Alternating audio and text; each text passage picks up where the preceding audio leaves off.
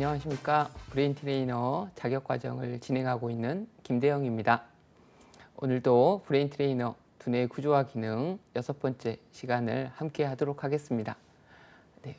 오늘 6번째 시간은 고등 인지 기능 그리고 변화하는 뇌입니다. 인간의 뇌는 수백만 년 동안 우리 뇌를 진화하고 또 다양한 고등 인지 기능을 이렇게 가지고 있는데요. 그 세부 내용을 보도록 하겠습니다. 오늘의 학습 목표입니다. 바로 그런 주의 시스템 4가지 요소를 설명할 수 있다. 또 인간의 최고의 그러한 인지의 하나인 언어의 기능 그리고 뇌의 언어 중추 등을 설명할 수 있다. 또 사회성과 관련된 두뇌 구조와 기능을 설명할 수 있다. 또 생애 초기 이런 두뇌 발달을 이해하고 또 기억의 종류와 특성, 학습과 기억의 신경 기제도 알아보고요. 또 노화의 특성 및 이런 신경계의 변화를 알아보는 시간을 갖겠습니다. 또 다양한 뇌에 대한 이런 기능들인데요.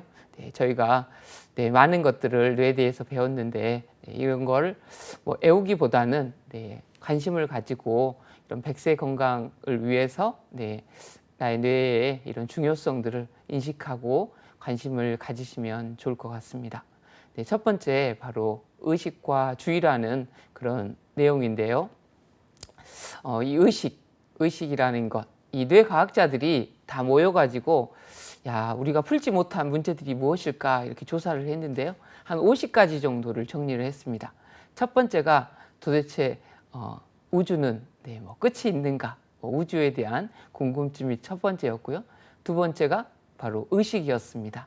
우리는 어떻게 이렇게 생각하고 고민하고 할까? 그런 뇌의 신경 기제들에 대해서도 궁금증이 이런 많은 내용인데요. 바로 의식에 대한 내용 한번 보도록 하겠습니다. 의식이라는 건 바로 자신의 감정, 느낌, 사고, 작용을 자각하고 있는 상태다. 즉 뇌가 스스로 자신을 알아차리는 그러한 상태라 이야기를 합니다. 뇌 각성 여부에 따른 이런 구분을 보면 그게 바로 의식 상태, 바로 신경 조절 물질의 이런 작용으로 대뇌 피질의 이 각성 상태가 유지되는 바로 능동적인 이런 상태다. 상당한 규모의 이런 피질 영역이 동시 발화로 상호 연결되는 상태라고 볼 수 있고요. 또 하나, 무의식 상태겠죠. 바로 대뇌 피질의 각성이 낮아진 상태, 휴식이나 또 수면, 그런 상태가 볼 수 있을 것 같습니다. 바로 의식은 주의를 통해서 집중과 분산으로 의식의 집중도가 조절되고요. 또 이제 주의력이라고 이야기를 합니다. 바로 동시다발적인 이런 정보의 출처에 대한 선별적인 처리 상태로 주의력의 행동적 결과로 자극에 대한 감지력과 반응이 빨라지고 있는데요. 이런 거에 대한 연구도 계속 많이 되고 있습니다. 저희가 보는 이런 주의 시스템 이 4가지 요소는 우리 그 하버드 의대의 이런 존 네이티 교수가 좀 정리한 내용이다 이렇게 보시면 좋을 것 같습니다. 이런 운동하시는 뇌의 저자로 아주 유명하죠. 이 4가지 요소 중에서 첫 번째가 이제 각성 상태가 돼야 된다. 바로 경계심을 높이는 이런 능력으로 전두엽, 이런 변형계, 뇌간, 감각 기관을 이런 연결하는 망상 활성화 시스템, 우리 그물 형성체 이렇게 이야기 드렸죠. 의해 통제된다. 바로 이 망상 활성화 시스템은 바로 이런 뇌관과 중뇌에 이렇게 길게 그물처럼 형성되어 있다고 해서 그물망자 이렇게 띄고 있습니다. 바로 신경 조절 물질을 이용하여 거의 이런 모든 뇌 영역을 활성화시키는 아주 중요한 그런 시스템이 있다 이렇게 보시면 되겠습니다. 또 운동, 우리 뇌에 운동이 같이 연결이 돼야겠죠. 눈을 움직여서 대상을 보거나 또 귀를 기울이는 것, 신체의 이런 감각 기관을 대상으로 향하게 하는 이런 운동 수능을 통해 새로운 정보를 짧은 시간 내에 이렇게 처리할 수 있도록 합니다. 세 번째, 이런 새로운 것의 탐지와 보상이라고 할 수 있습니다. 바로 새로운 것에 이런 탐지와 이런 보상 추구는 관심을 어디에 집중할지를 이런 지시하는 아주 중요한 원동력이 됩니다. 그래서 보상 시스템은 바로 쾌락, 감각, 생성. 저희가 우리 도파민이 우리 중뇌에서 발현된다 해서 우리 쥐가 버튼을 1시간에 4,000번씩 누른다 시스템 생각나시나요? 바로 중뇌 변형 피질계의 도파민성 경로다 했습니다. 바로 이런 자극의 정서적인 가치를 배정한다. 이런 전내에 위치한 이런 측자핵에는 바로 도파민이 가장 또 많이 저장되어 있어서 세로토닌과 엔돌핀 같은 이런 쾌락적 신경 전달 물질에 아주 민감한 이런 반응을 보입니다. 또 집행 조직, 바로 이 집행 기능은 바로 행동과 반응을 하게 하고 바로 주의를 단기 또는 장기 목표와 결합하는 기능을 합니다. 특히 우리 전두엽 매번 중요하다 이야기 드렸죠. 바로 전두엽은 주의, 이런 작업 기억, 장기 기억, 상상 등을 상호 연결시켜 예상되는 결과에 비추어 적절한 행동을 선택하게 하는 최고 사령부다. 부적절한 이런 자극을 차단해 주의를 계속 유지하는 바로 핵심 역할을 한다고 볼 수 있습니다. 바로 의식에 대해서 한번 생각해 보았고요. 또 이런 의식에 바로 주의의 장애들이 몇 가지 있는데요. 한번 어떤 장애들이 있는지 한번 보도록 하겠습니다. 저희가 자주 접해보지는 않았을 건데 바로 첫 번째 편측 무시라는 이런 주의 장애가 있습니다. 바로 우리 우측 후 두정엽, 두정엽은 어디죠? 뇌 우리의 윗부분에 있죠. 특히 이 좌측이 아니라 우측의 후 두정엽, 뒤쪽에 이 두정엽이 손상된 환자들에게 나타나는데요. 바로 자신의 신체와 세상에 바로 오른편이 아니라 이 왼편만을 이 무시를 합니다. 그래서 바로 이 우측 후두정엽이 이 손상됐을 때 우리의 왼편을 무시를 하는 거죠. 바로 화장할 때 입술에 이 반만 립스틱을 칠하고 또 옷도 오른편만 이렇게 입게 되는 겁니다. 그림을 보시면 바로 이 좌측은 정상인 사람들이 그림을 그렸을 때 시계라든가 집이라든가 꽃을 저렇게 그리는데요. 바로 편측무시 환자들에게 이 시계를 그려라 그러면 오른쪽만 그리고 또 집도 오른쪽만 또 이 꽃도 오른쪽만 그립니다. 그런데 놀라운 게 현실뿐만 아니라 바로 꿈과 상상, 기억 속에서도 똑같이 나타난다는 겁니다. 바로 현실과 상상의 메커니즘에 대해서 또 생각을 해볼 수가 있습니다. 이제 그 옆에 이게 어떤 마을을 위에서 바라본 건데요. 이게 이제 주황색 쪽에 이 자리에 앉아가지고 앞에 보이는 건물이 무엇입니까? 이러니까 지금 이 오른쪽에 이 건물만 다 보인다고 하는 거예요. 이 사람이 거짓말인가 하고 이 지금 녹색 쪽에 앉게 해가지고 앞에가 보이는 건물이 무엇입니까? 하니까 바로 이 오른편에 있는 건물만 이렇게 보였다고 합니다. 근데 이 편측 무시가 바로 우측 후 두정엽에 손상된 환자들에게만 나타나고요. 궁금하시죠? 그러면 좌측의 후 두정엽이 손상되면 이제 반대가 될까? 근데 좌측 후 두정엽이 손상되면 이 정상이라고 합니다. 이 우측 후 두정엽을 다쳤을 때만 이 편측 무시가 나타난다고 합니다. 또 우리 많이 요즘 이 주의력 결핍, 과잉 행동 장애, ADHD 환자들이 많아지고 있다고 합니다. ADHD의 특징은 바로 주의력이 결핍 아주 산만하고 또 안절부절 못하는 이런 과활동, 충동성, 이런 기분 변동이 심하죠. 스트레스에 대한 높은 민감성이 있고 또 계획 수립 및 실행 능력에 이런 결함들이 있습니다. ADHD가 있는 이런 사람들에게는 정상보다 약 4% 정도가 작다고 합니다. 이 전전두엽 피질과 바로 미상액에서 가장 차이가 나는 것으로 연구가 되는데요. 이런 세심한 이런 주의와 반응을 억제할 능력이 필요한 과제를 수행하는 동안 바로 전전두엽 피질, 또 미상액에서의 이런 활성화 수준이 낮게 나타난다고 합니다. 바로 이런 뇌들이 바로 이런 주의라든가 네, 그런 것과 다 연관이 되어 있다 이렇게 확인할 수가 있습니다. 네, 바로 인류가 이렇게 이 만물의 영장이 되기 위한 바로 비밀이 바로 이 언어죠. 네, 언어를 사용하게 되면서 지식을 다른 사람에게 또 전달도 하고 또 후대에 이렇게 물려주게 되면서 네, 우리 인류가 이렇게 발달하게 하는 큰 원동력인데 바로 이 언어는 네, 이 모든 감각에 통합된 아주 중추라고 볼 수 있습니다. 네. 자, 언어에 대한 그런 내용을 보도록 하겠습니다. 네. 언어는 바로 생각이나 느낌 또 의도를 드러내거나 또 타인에게 전달하게 하는 기능을 하는 뇌가 만든 아주 상징적인 네, 도구다. 네. 바로 언어의 의사소통 기능은 바로 사회성의 기초가 되어 강력한 우리의 공동체 형성을 가능하게 했다는 것. 네. 또 문자 및 이런 기록의 발달은 지식의 공유라든가 보존, 축적을 가능하게 하여 우리의 문명 발생을 이렇게 촉진했죠.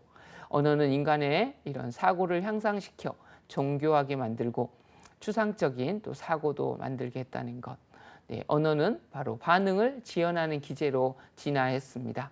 이 동물은 네, 반사적인 이런 행동만을 하는데요. 바로 인간은 바로 자극에 대한 반응 지연, 이런 언어를 통해 계획하고 조절할 수가 있습니다. 말을 배우기 전에 유아는 동물처럼 네, 감각 입력에 의해 촉발된 이런 반사 행동만을 하지만 언어를 습득한 후에는 이런 행동이 감각이 아닌 생각에서 이렇게 나오게 됩니다. 네, 우리 뇌의 이런 기능에서 아주 중요하죠. 네, 언어와 뇌인데요. 바로 이 언어는 네, 우리 시각과 청각 시스템을 통해 우리 뇌로 들어오고 또한 운동 시스템을 통해 음성과 기록으로 글로 이렇게 표현하게 되죠. 이 언어의 본질은 바로 감각 시스템과 운동 시스템 사이에 이런 뇌의 처리 과정에 있습니다. 이런 언어와 관련된 이런 뇌 기전은 뇌 손상으로 언어 장애가 생긴 이런 연구들을 통해서 네, 알려졌습니다. 이 뇌 수술을 하다가 네, 이제 뭐 말을 못하거나 또 이해력이 뭔가 문제가 있거나 이제 그런 것들을 발견하게 됐죠. 뇌 손상에 의해 바로 말하기, 이해를 포함한 언어의 이러한 다양한 측면들이 선택적으로 장애를 일으킬 수 있다는 사실은 바로 언어가 해부학적으로 구분된 이런 단계들을 거쳐 처리됨을 네, 시사합니다. 네, 뇌 손상을 해봤더니 다양한 영역에서 별도의 이런 장애들이 생기는 걸 보면서 언어가 이렇게 편제와 네, 분류가 되어 있는 것을 확인할 수가 있었습니다. 네, 바로 그 세부 내용들을 먼저 한번 보도록 하겠습니다.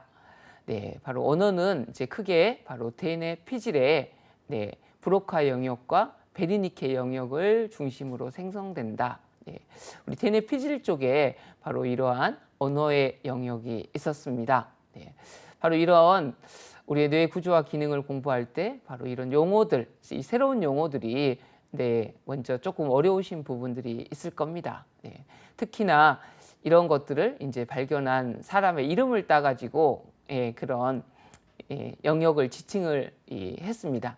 이게 이제 한국 사람이기보다는 또 외국 사람이고 이제 발음이 좀 특이하죠.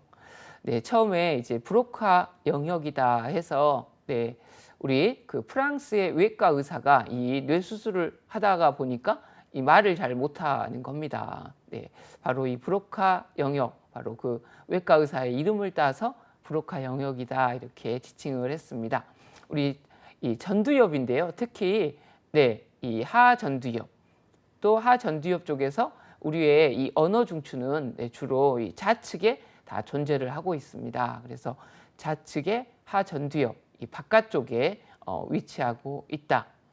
특히 운동 언어 영역을 담당하고 이곳이 문제가 생기면 네, 이런 발음에 이 운동 언어에 문제가 있다. 네, 우리 네, 그 신경계 구조와 기능에서 우리 대뇌 피질, 자 중심구를 기반으로 해서 우리 앞쪽을 전두엽 그리고 뒤쪽을 뭐라 그랬죠? 네, 두정엽이라고 했죠. 네, 이제 중요한 그 중추가 있는데 중심구의 앞쪽에는 주로 네, 1차 운동 피질이 있다. 뒤쪽에는 뭐가 있다고요? 네, 우리 몸의 감각을 담당하는 체감각 피질이 있다 이야기 드렸습니다. 네, 전두엽 쪽에 이런 운동 영역들이 있기 때문에 바로 전두엽이 이상이 있으면 이런 언어의 발음, 이야기를 잘 못한다는 거죠. 네, 바로 그런 것과 연관되어서 이해를 하시면 좀 더 쉬우실 겁니다. 네, 마찬가지로 이제 베르니케 영역. 네, 우리 신경정신과 의사인데요. 바로 우리 이런 좌측의 측두엽, 이 옆쪽이죠. 이 상측두엽의 뒤쪽과 또 하두정엽 쪽에 함께 위치해 있다 이렇게 보는데요. 바로 감각 언어 영역이다. 네. 이 말을 잘하는데 문자를 듣거나 읽어서 해독하는 이러한 이해력에 문제가 좀 있습니다. 바로 이 대표적인 언어 영역인데요. 브로카 영역과 이 베르니케 영역은 서로 연결되어 이 말을 할 때 함께 작동을 합니다. 어떤 이러한 단어를 듣고서 그것이 무슨 뜻인지 알게 되며 바로 단어를 읽고 발음하며 의미를 이해할 수가 있습니다. 자, 그림을 보면서 방금 본 내용을 한번 보도록 하겠습니다. 바로 좌측이죠. 바로 좌측의 이 전두엽 앞쪽이죠. 중심구가 지금 보이고요. 네, 중심구에서 우리 좌측의 아래쪽에 아까 위치해 있다고 말씀을 드렸습니다. 바로 브로카 영역. 네. 그리고 이 베르니케 영역은 우리 이 측두엽의 뒤쪽, 그리고 두정엽의 또 아래쪽에 이렇게 위치하고 있습니다. 이 베르니케 영역이다. 이렇게 두 가지를 확인하시면 좋겠습니다.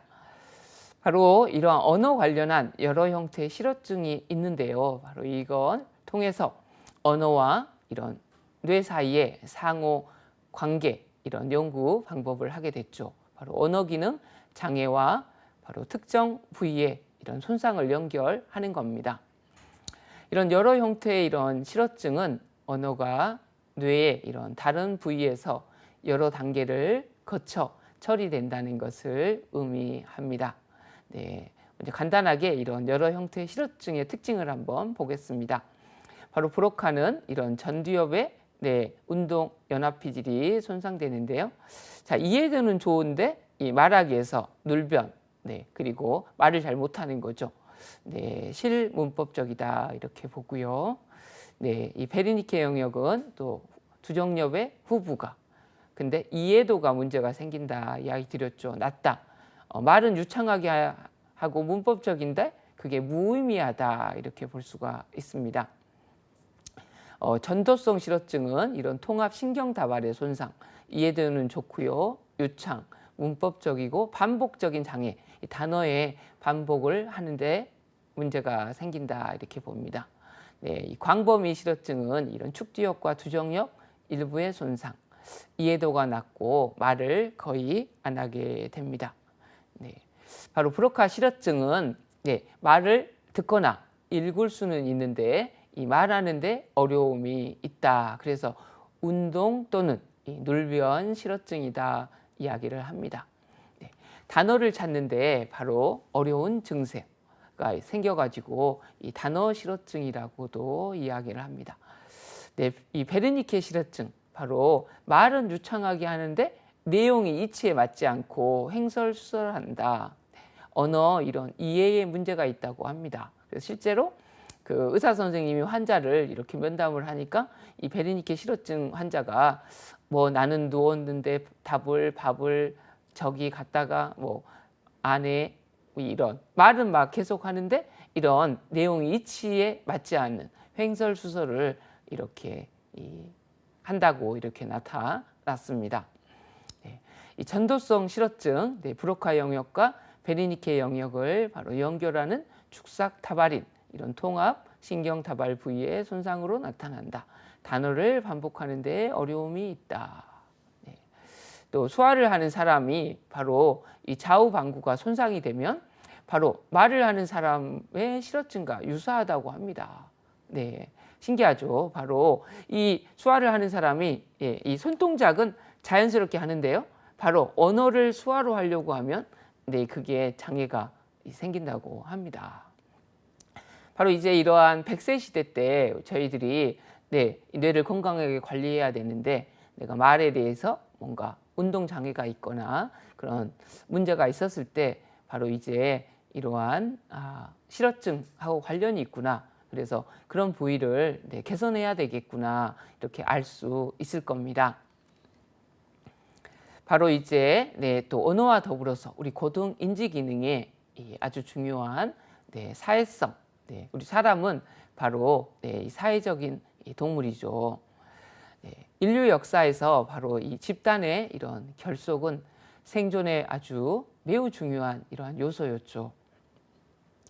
사회성은 바로 현대에서도 성공적인 삶에 있어서 아직도 여전히 이런 필수적인 이런 요소입니다. 그래서 이런 사회성과 관련된 우리 뇌 영역들도 아주 중요합니다. 이런 정신질환은 결국 사회적 위축과 고립으로 종결이 되겠죠.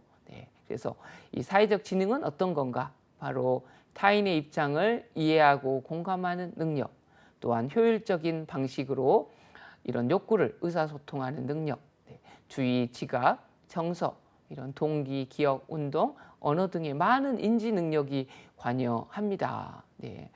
요즘 뭐 또 4차 혁명 시대로 해서 요즘 이런 사회적인 이런 교류가 많이 없어지고 이런 SNS나 주로 그런 걸 하면서도 이런 사회성의 필요성이 아주 중요하게 이야기가 되고 있습니다. 그래서 많은 기업들이 바로 S형 인재, 소셜 인재, 바로 이런 사회적인 인재가 중요하다고도 이야기를 하죠. 우리 브레인 트레이닝으로 이런 사회성도 활성화시키는 게 아주 중요하겠습니다. 이러한 사회성은 바로 여러 두뇌 구조와 시스템의 작용으로 바로 발휘되는 이런 기능으로 이들이 조화롭게 발달할 때 사회성도 바로 조화롭게 발달할 수 있겠죠. 바로 이제 사회성에 관여하는 여러 가지 주요 뇌 구조를 보도록 하겠습니다. 우리가 1, 2차 시에 배웠던 바로 신경계의 구조와 기능, 바로 그러한 구조와 기능들이 계속 연결되어 있다는 거 확인할 수 있습니다. 우리 손에는 바로 우리 뇌의 뒤쪽에 있어서 뇌의 무게의 10분의 1 정도 차지한다고 했습니다. 그런데 신경세포가 300억 개 이상 이렇게 존재하는 곳이다. 특히 운동과 균형과 이런 걸 담당을 하죠. 바로 이런 사회성에서 이 손해가 코디네이터 역할을 한다 이렇게 이야기를 합니다. 특히 손해는 바로 주의의 연속적 조율을 담당한다. 우리 손해가 발달이 안 되면 주의 전환에 이런 문제가 있다 이야기 드렸죠. 바로 시각, 청각, 촉각 정보를 취하면서 이런 연속적 신체 움직임을 조율한다. 이런 인지 기능에 있어서도 바로 주의의 전환과 같이 비슷한 역할을 수행한다 볼 수 있습니다. 이런 주의의 전환은 바로 사회적 상호 작용에 아주 중요한 역할을 하겠죠. 바로 자폐증 아기와 바로 손해가 손상된 환자는 주의 전환이 오래 걸린다는 거죠. 그러니까 주의를 돌렸을 때 상대방은 이미 다른 것에 주의하게 되고 바로 사회적 상호 작용에 참여하기 어렵게 된다는 거죠. 바로 대부분의 자폐증 환자가 손해에 장애를 가지고 있습니다. 또 전두엽 계속 나오죠. 전두엽은 우리 모든 뇌 영역에 다 차지하고 있습니다. 사회성 부분에서 바로 이러한 통찰력에 관한 부위를 담당한다 볼 수 있습니다. 바로 자신에 대한 이런 통찰은 전두엽의 기능입니다.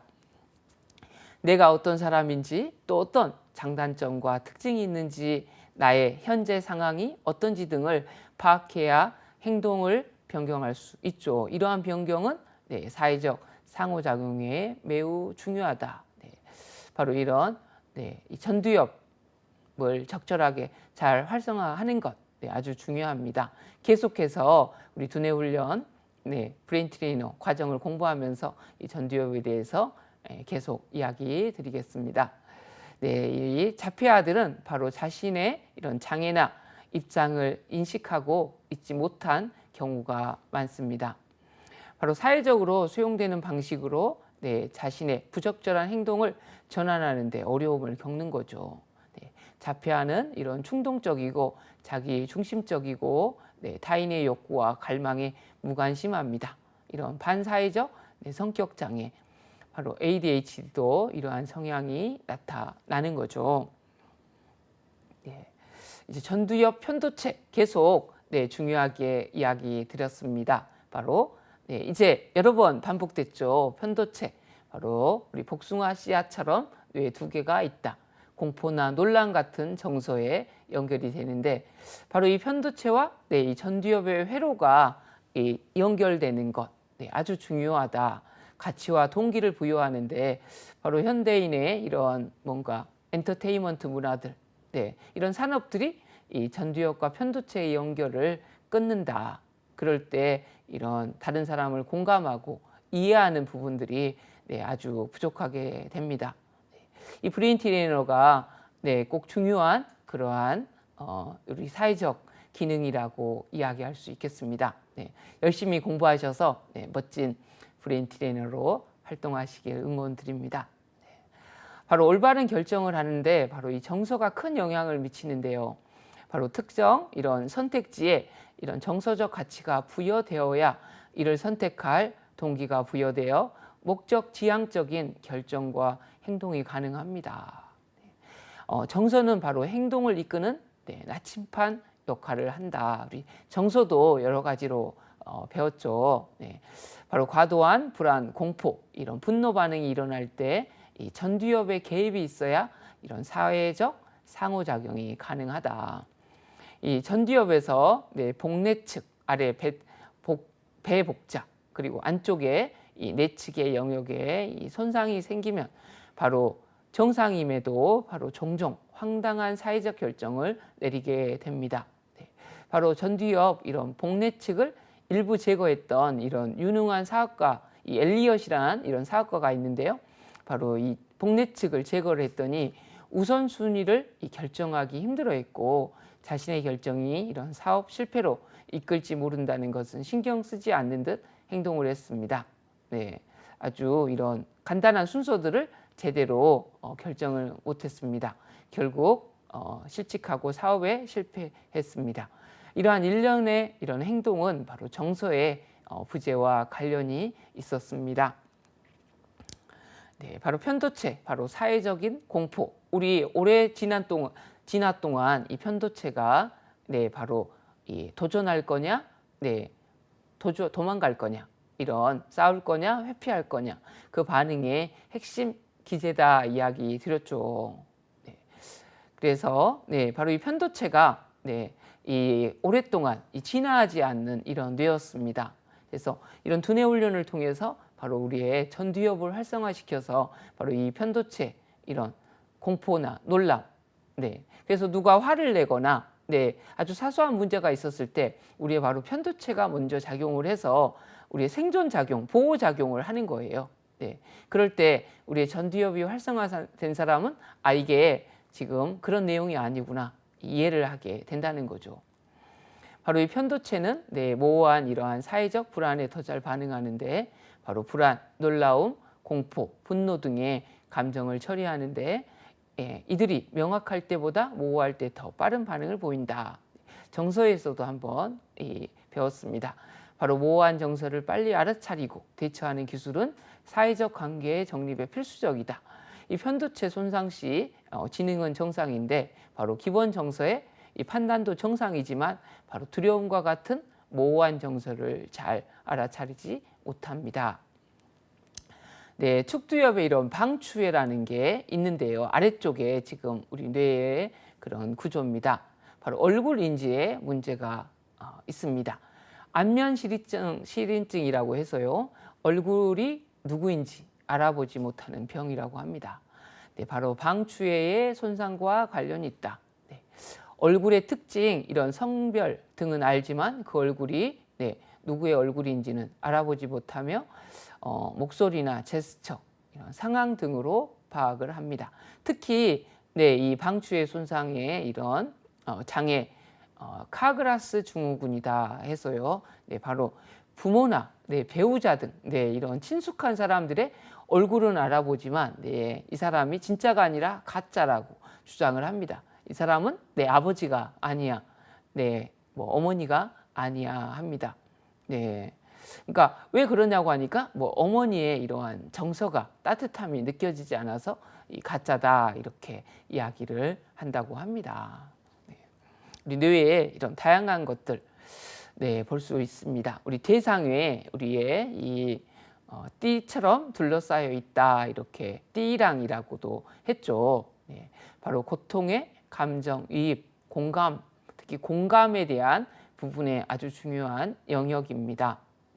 이 대상에는 바로 고통의 이 정서와 의미를 결정하고 고통을 예측하고 피하는 방식을 학습하는 데 관여하는데요. 바로 일부 사람들은 이러한 전측 대상애가 손상을 입은 후에 바로 만성적인 이런 고통이 완화되기도 했습니다. 고통을 느끼지만 또 절망 같은 정서적 반응은 경험하지 않습니다. 이 대상외는 바로 감각적 통증뿐 아니라 바로 감정, 이런 이입에 의한 통증에도 관여를 합니다. 대상외가 손상되면 바로 이 정서적 측면 없이 감각만 느끼게 되고 바로 다른 사람에 대한 감정이입이 어려워진다. 주위에서 큰 사고가 나가지고 뭐 가족이 다쳤거나 뭐 사망을 했는데 그걸 보면 같이 공감하고 슬퍼해야 되는데요. 바로 이 대상외가 이 손상이 되면 그런 공감을 이렇게 할 수가 없게 됩니다. 사회성에 아주 중요하겠죠. 또 우리의 우방구, 바로 우방구 이런 후두정엽은 이런 다양한 감각, 특히 시각이라든가 촉각 이런 정보를 받아 자신의 신체와 세상에 대한 이런 3차원적 공간 정보를 갖고 이를 움직임 생성에 이용하는데요.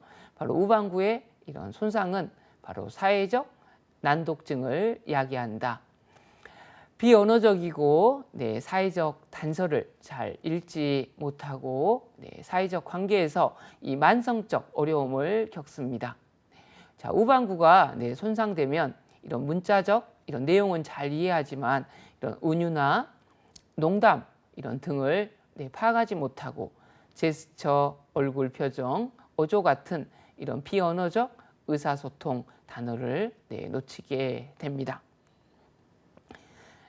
이런 사회성 장애, 바로 반사회적 인격 장애는 바로 전두엽의 저활성, 바로 충동적, 무책임, 폭력적 이 각성 저하가 원인이 될 수 있는 거죠. 대체로 바로 전두엽이 저활성화되어 충동이라든가 억제에 곤란을 겪는다. 또 자폐증, 바로 사회성 장애라고 볼 수 있습니다. 이런 사회관계와 바로 의사소통 능력이 없거나 약하고 반복적이고 무의미한 이런 동작을 보이는 것이 특징입니다.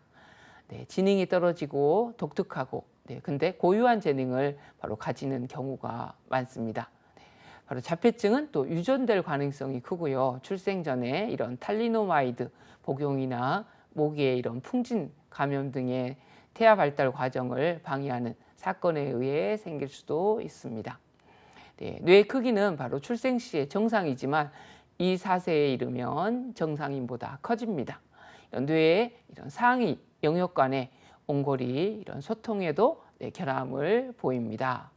우리의 사회성 아주 중요한 이 주의라든가 언어라든가 사회성, 우리 고등인지 그런 걸 또 보았고요. 또 우리 변화하는 뇌에 대해서 좀 더 보도록 하겠습니다.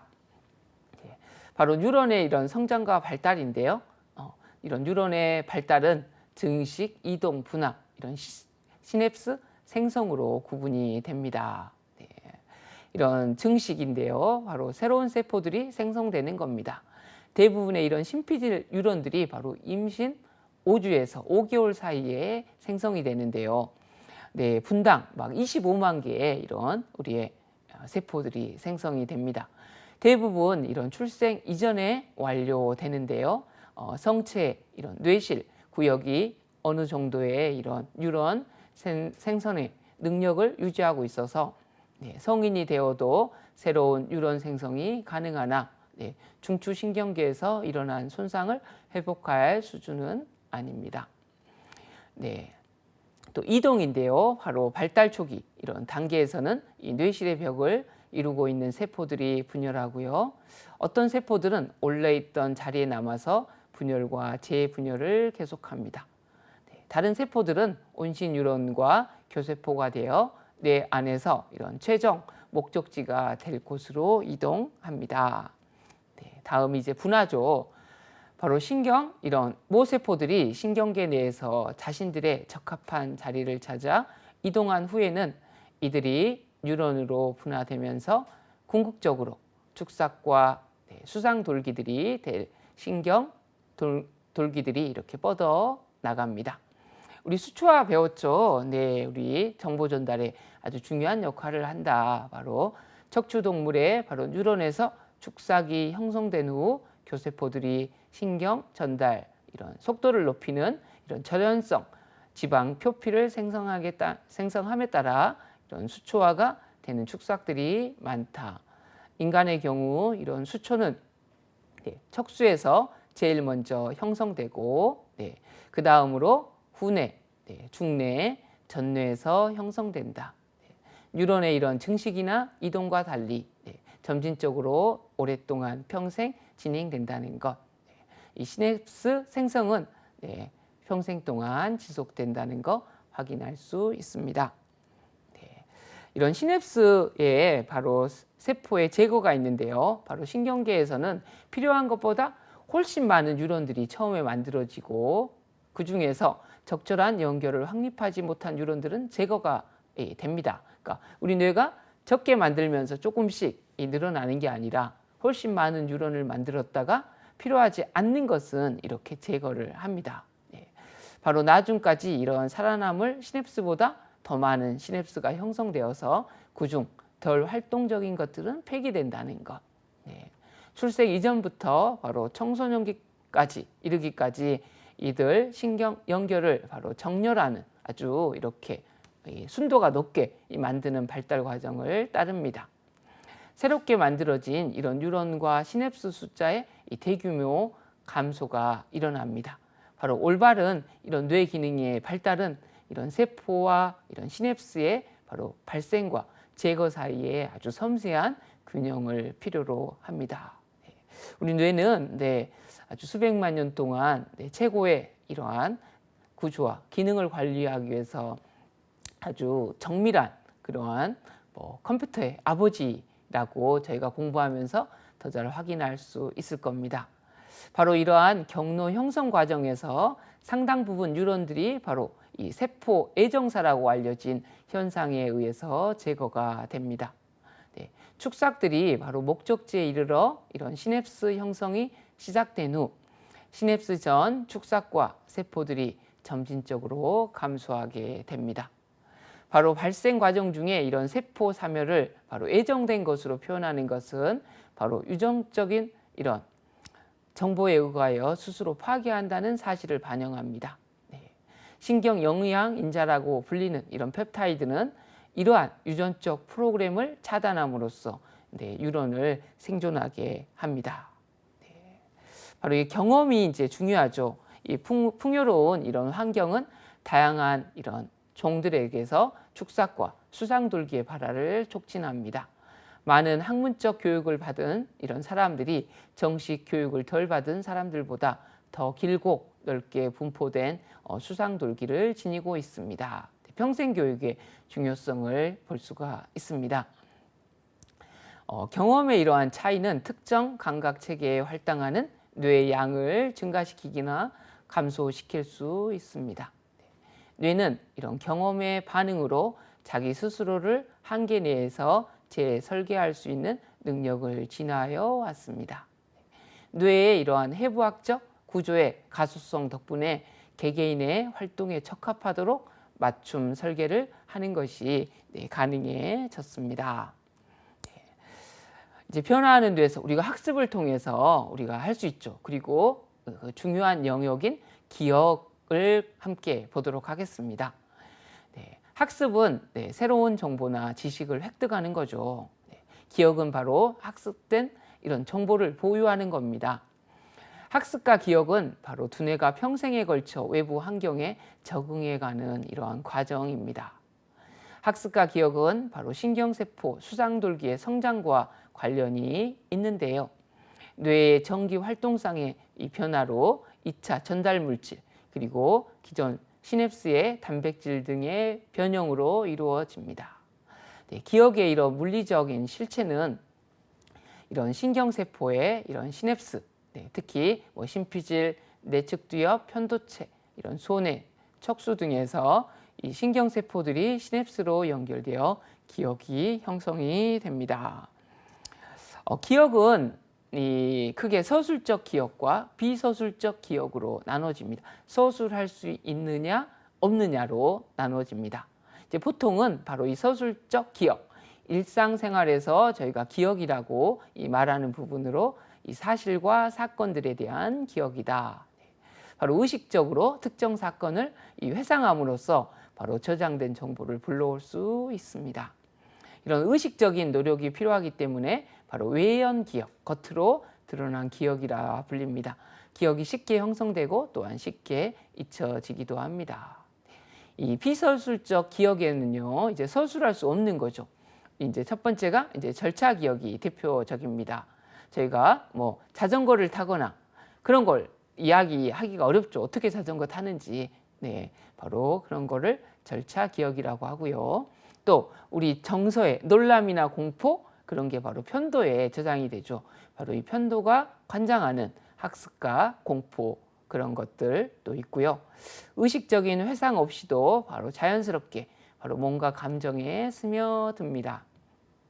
몸으로 겪은 이러한 직접적인 경험을 바탕으로 두고 있어 이 안목 기억이라고도 불리고요. 오랜 시간에 걸친 반복과 연습의 결과로 형성되고 쉽게 잊혀지지 않습니다. 그래서 이러한 서술 기억은 사실과 사건으로, 비서술 기억은 아까 기술과 습관의 절차, 우리 고전적 조건 형성, 우리 이런 파블로의 실험, 이 개에게 이 먹이를 줬는데 먹이를 줄 때마다 이 종을 쳤더니 종만 울려도 우리 개가 이제 침이 이렇게 막 나오더라는 거죠. 그리고 우리 감정적 반응의 편도의 기억들, 이런 것들이 비서술적 기억이 되겠습니다. 또 시간으로 보았을 때 우리가 이제 장기 기억이냐 단기 기억이냐 이렇게 이야기를 합니다. 이 기억이 처음 저장된 후 며칠, 몇 개월, 몇 년 후에도 쉽게 기억할 수 있는 이런 기억을 장기 기억이다.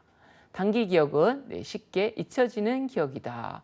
이제 그 중에서도 이제 작업 기억, 우리 현재 시점에서 이런 필요한 정보를 잠시 보유하는 기억이다 해서 전화 이런 걸기 전에 번호를 잠시 기억하고 있는 기억으로 이 전전두엽이 관여하고 이 단기 기억과 구분하기 어렵습니다.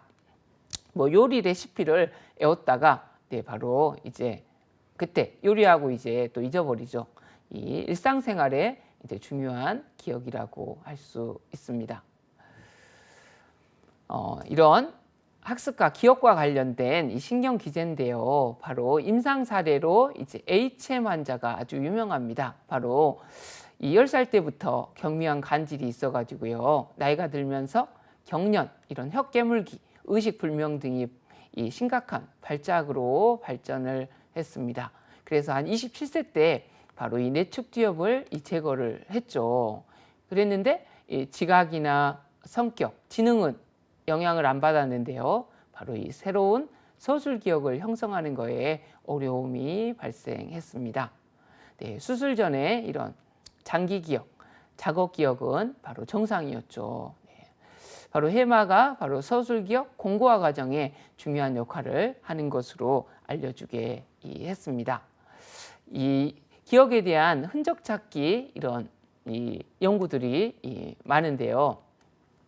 바로 이 레슐리라는 연구가 있습니다. 연구자죠. 바로 이 1920년대 미국의 이 심리학자 켈 레슐리는 이 학습의 결과로 기억 흔적이 대뇌 피질의 어느 부위에 저장되는지에 대한 연구를 수행을 했습니다. 쥐에게 바로 이 미로 학습을 시킨 후에 대뇌 피질을 손상시키게 했는데요. 회복 후에 바로 이 미로에서 얼마나 실수하는지 측정을 했습니다. 뇌 손상으로 인한 이런 기억 상실의 심각성 이런 정도는 이 뇌 손상의 크기에 비례하지만 바로 피질 내에 뇌 손상 위치와는 상관이 없었습니다. 모든 이런 대뇌 피질 영역이 동등하게 학습과 기억에 공헌한다고 주장을 했습니다. 이후 연구로 바로 모든 대뇌 피질 영역이 기억 형성에 이제 동등하지는 않다고 밝혀졌지만 바로 이 뇌실리 연구는 기억이 이런 방대한 수의 대뇌 피질 뉴런 사이에 분포되어 있다는 점을 포착할 수 있도록 이정표를 제시해 주었다는 점에서 시사하는 바가 컸습니다. 또 이제 저희가 사용하면 강화되고 사용하지 않으면 약화된다. 이 헵의 원리가 이 학습의 원리입니다. 이 도널드 헵은 바로 기억이 두뇌의 이런 특정 장소에 저장되기보다는 정보에 의하여 활성화되는 바로 뉴런과 연결의 강화로 저장될 것이라는 가설을 제시했습니다. 동시에 이런 활성화되는 이런 뉴런의 집단을 바로 세포군이라 명명했는데요. 바로 세포군에서 자극에 의해 뉴런의 활성화가 꾸준하게 유지되면 단기 기억으로 저장되고 세포군으로 구성하는 뉴런이 충분히 오랫동안 이런 활성화 상태를 유지하면 세포군 내부에 바로 상호적 연결 강도를 강화시켜주는 이런 성장 과정을 통해 기억의 공고화가 진행될 것이라는 가설을 수립했습니다. 바로 동시에 활성화된 뉴런은 더욱 강력한 이런 상호 연결 강도를 구축하고요. 바로 이런 자극, 반응 학습과 반복 학습의 효과를 잘 설명해 줍니다. 저희도 이런 반복을 통해서 계속 이 과정, 내용을 익혀가시면 좋겠습니다. 바로 이러한 기억의 응고화 기제에는 바로 이 단백질 합성이 연결이 됩니다. 바로 기억과 새로운 단백질 합성의 관련성 연구인데요. 이런 실험 동물이 바로 새로운 과제를 훈련받을 때 이 단백질 합성을 방해하는 이런 억제제를 뇌에 주사를 했습니다. 바로 훈련 기간 중에 뇌에서의 이런 단백질 합성이 차단됩니다. 바로 하면 며칠 후에 기억을 해내지 못하고요. 또 훈련 직후에 뇌에서 이런 단백질 합성을 차단하면 학습 내용을 기억해내지 못하고요. 또 훈련 후에 이 단백질 합성 억제제를 주사하는 시점이 멀어질수록 바로 이 단백질 합성 저해에 의한 기억 손상이 일어나지 않는다는 겁니다. 바로 단기 기억이 장기 기억으로 전환될 때 바로 새로운 단백질 합성이 필요하다는 것을 시사해주는 이런 연구입니다. 우리의 뇌의 노화, 바로 20세기 초에 바로 노화에 의해서 뇌의 구조적, 생화학적, 기능적인 이런 면에서 점진적으로 약화된다고 여겨졌는데요. 이 현재는 바로 전 생애에 걸쳐 적절한 이런 관리와 훈련을 통해 노인이 되어서도 바로 뇌 기능이 정상적으로 지속될 수 있다는 보고가 되고 있습니다. 노화에 따른 이런 신경계의 변화를 좀 보도록 하겠습니다. 뇌의 무게는 바로 이미지 영상으로 뇌의 무게, 부피, 대사 측정 시 바로 정신질환이 없는 바로 젊은 성인과 노인에서는 큰 차이가 없었습니다. 알츠하이머형 이런 치매 환자는 젊은 성인보다 심한 이런 뇌피질의 위축이 있었고요. 하지만 건강한 노인의 뇌 무게에서는 바로 젊은 성인보다 6에서 11% 정도만 약간 감소했다. 정신 능력에 크게 영향을 주지 않았습니다. 신경세포의 수는 바로 노화의 특징은 바로 이 뉴런의 손실인데요. 인간의 뇌는 뉴런은 약 1천억 개, 이 교세포는 약 10배에서 15배 정도 있는데요. 이 평균적으로 또 각 뉴런당 1만 개의 연결을 갖고 있다. 시냅스 구조라고 했죠. 바로 이 신경계 연결을 통해 뇌 외부 환경 간의 이 소통에 중요한 역할을 수행합니다. 기능적으로나 병리학적으로 결함이 없는 노인의 뇌에서 이런 뉴런의 손실은 일부 부분에 국한되어 있고 상당한 정도로 개인적인 차이를 보인다. 어떻게 이렇게 관리해주고 하느냐가 중요한 거죠. 이제 100세 시대 때 바로 이런 것들을 관리해주는 이제 전문가가 필요하고 바로 브레인 트레이너의 역할로도 아주 중요하겠습니다. 이런 신경교세포의 수는 나이가 들어감에 따라 대부분의 영역에서 증가하고 이러한 증가는 소수의 이런 뉴런 소실과 기능 이상에 대한 보상 반응으로 이해할 수 있다. 이 뉴런은 오히려 숫자가 줄지만 이 교세포의 숫자가 는다는 것, 노화의 특징으로 확인할 수 있겠습니다. 수상돌기와 또 시냅스의 소실이 있죠. 이 정상적인 뉴런 체계는 대부분의 이런 건강한 노인에서 유지되지만 나이가 들어감에 따라 수상돌기의 수가 감소합니다. 치매 노인에서도 소실이 더 급격하게 진행이 되죠. 뉴런에서 바로 정보를 받아들이는 이런 기능을 하는 수상돌기, 나무 뿌리처럼 이렇게 생겼다고 했죠. 이런 수상돌기의 이 소실은 바로 뉴런을 고립시키고 뉴런과 연결의 장애를 가져옵니다. 수상돌기 이런 소실에 따라 시냅스의 수도 감소됩니다. 뉴런이 소실되거나 손상되면 인접한 뉴런에서 시냅스 연결수를 늘리는 반동성 시냅스 형성이 일어납니다. 노인의 뇌에서 아주 효율적이지는 못하더라도 지속적으로 일어납니다. 두뇌 노화의 특성입니다. 바로 신경계의 이런 변화에 따라 노화에 따라 신경 전달 물질, 뇌 에너지 대사 및 혈관에서도 변화가 있다. 이러한 변화에도 불구하고 신경계의 기능은 대부분의 노인에서 잘 유지되고 보존된다.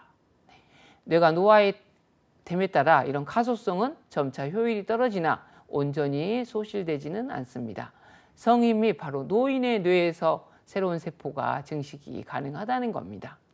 뇌 기능은 바로 적절한 관리와 학습을 통해 노인에서도 정상적으로 지속될 수 있으며 바로 정신적 신경학상 능력 확장은 바로 성공적인 노화의 이런 특징으로 볼 수가 있습니다. 오늘 배운 내용을 이제 문제로 좀 풀어보겠습니다. 자, 가로 안에 공통으로 들어갈 말로 적절한 것은 이것은 바로 동시다발적인 정보의 출처에 대한 선별적인 처리 상태다.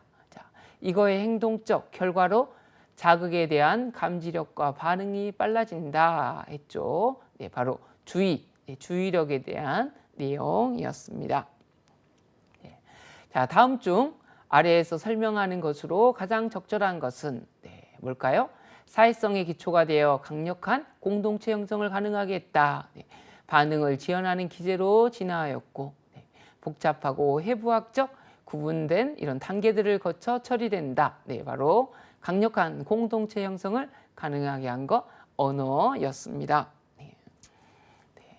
다음 중에서 사회성에 관여하는 뇌 구조로 아래에 설명하고 있는 두뇌 구조는 무엇일까요? 자, 시각, 청각, 촉각 정보를 취하면서 연속적 이런 신체 움직임을 조율하는 데 인지 기능에 있어서도 연상에 있어 주의의 전환, 많이 들어보셨죠? 바로 비슷한 역할을 수행한다. 주의의 전환은 바로 사회적 상호작용에 중요한 역할을 한다. 바로 손해에 대한 내용이었습니다. 자, 자폐증에 대한 이해로 적절하지 않는 것은 이런 이해를 위주로 하는 문제 보겠습니다. 반복적이고 무의미한 동작 등을 보이는 경우가 많다.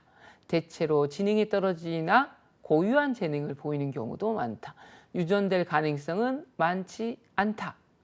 자, 출생 전 입던 약 이런 복용이나 목의 풍진 감염 등에 의해 발생할 수 있다. 자, 뇌의 상위 영역 간의 온거리 이런 소통의 결함을 보이는 경우가 많다. 뭐였죠? 유전될 가능성이 많다. 3번이 되겠습니다. 자, 학습과 기억에 대한 설명으로 옳은 것은 학습은 신경계의 변화를 수반하지 않는다. 해마가 손상되면 과거를 기억하지 못한다. 모든 대뇌피질 영역이 기억 형성에 동등하게 공헌한다. 뇌에서 지방 합성이 차단되면 장기 기억 형성에 어려움이 있다. 단백질이죠. 자, 5번 동시에 활성화된 뉴런은 연결이 공고화된다. 답이 5번이죠.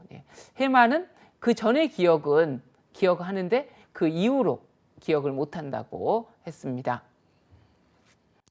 다음 중에 두뇌 노화 특성에 대한 설명으로 옳은 것은 노화의 뇌는 재생 능력이 없다, 있다 그랬죠. 노인의 뇌에서는 새로운 세포가 생기지 않는다, 생긴다. 노화에 의해 뇌의 기능적인 면이 점진적으로 약화된다. 노인의 뇌에서는 뉴런의 소실은 개인차가 매우 크다였죠. 어떻게 관리하느냐에 따라서 정답이 4번. 뇌가 노화됨에 따라 가소성도 사라진다. 아니죠. 다음 중 노화에 따른 신경계의 변화에 대한 설명으로 옳지 않는 것은 신경세포의 수가 감소한다. 신경교세포의 수가 증가한다고 했죠. 다른 건 다 감소하는데 신경교세포의 수가 증가한다. 2번이 되겠습니다. 자, 오늘 배운 거 정리를 해보겠습니다. 바로 주의는 의식에 들어오는 것을 취사 선택함으로써 의식의 관문 역할을 한다는 것. 주의에는 각성, 운동, 수능, 새로운 것의 탐지와 보상, 집행 이 4가지 요소가 있다고 했습니다. 자, 의사소통의 이런 수단으로서 언어는 강력한 사회공동체의 기반일 뿐 아니라 반응 지연으로 전두엽의 활동 부대를 마련하고 사고의 정교화, 추상화, 범주화를 야기합니다. 읽기와 쓰기는 지식의 저장과 이런 축적을 가능케 하여 문명의 기초가 되었다. 브로카 베르니케 실해증에서부터 자반구의 구어의 이해와 생성에 관련된 이런 언어 중추가 발견되었습니다. 사회성은 바로 주의, 지각, 정서, 동기, 기억, 운동, 언어 등 수많은 인지 기능의 이런 상호작용으로 발달하고 발휘됩니다. 많은 뇌 영역 중 의식의 이런 연속적 전환에 필요한 손해, 행동의 목적성과 같은 가치를 부여하는 편도체가 중요하죠. 기억에는 서술, 가능 여부에 따라 서술, 비서술 기억으로 나누고 서술 기억은 의식 가능한 외형 기억이고 비서술 기억은 의식 불가능한 내형 기억이다. 노화된 이런 뇌는 뇌 기능이 정상적으로 지속될 수 있고 재생 능력이 있으며 새로운 세포가 생기며 가소성에 의해 평생 변화한다는 것 배웠습니다. 저희 두뇌의 구조와 기능을 이제 오늘 마무리했습니다. 꾸준히 반복하고 관심을 가지시면 좋겠습니다. 이제 다음 차시에는 이제 두뇌 특성 평가법 2과목을 들어가도록 하겠습니다. 그중에 1강 두뇌 특성 평가의 2의 과목입니다. 오늘도 수고 많으셨습니다. 감사합니다.